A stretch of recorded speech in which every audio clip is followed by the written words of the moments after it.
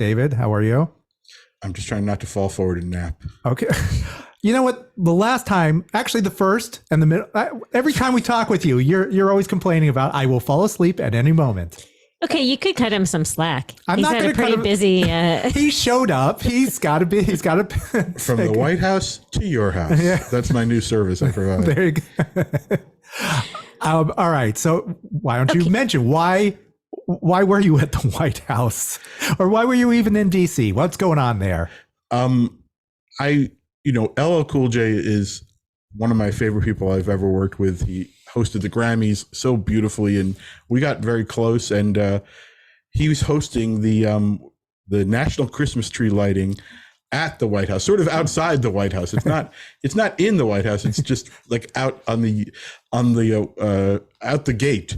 And I consult on it, but I wasn't supposed to be, as far as I knew, go to it.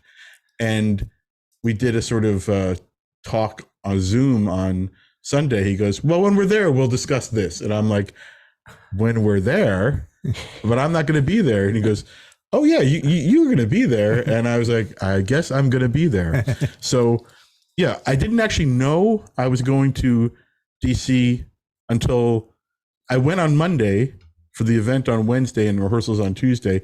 I didn't know I was going till about an hour before I was at the airport. I didn't really know if I was going, but I went, and I'm so glad I did, because LL is, the cool thing is not just a name. He really is the coolest person I've ever worked with. Like not just cool in some sort of hipster way, but literally cool in, he treats people so well. He has so much, he's so respectful of everyone. He's actually inspiring, like all that. In fact, I made it clear to him I would vote for him for president anytime. I think he'd be, and if that happens, don't call it a comeback. So how do you know him to begin with? Well, actually, that's not true. I knew him as a fan first, and then I met him when I moved out here in '91. I think there was some party for a record release, and we met.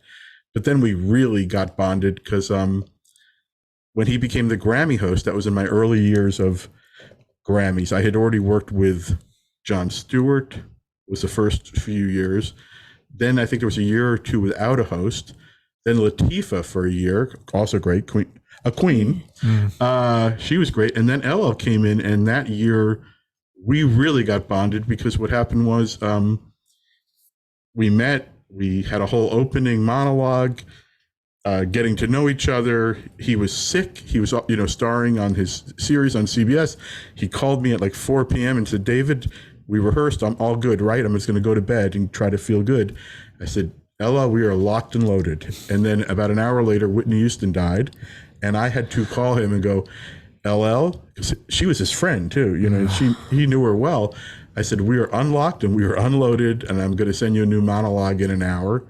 And that was sort of the beginning of our friendship. But it really is like, I can only tell you, of all the people I've worked with, he has been the best to me, just the greatest.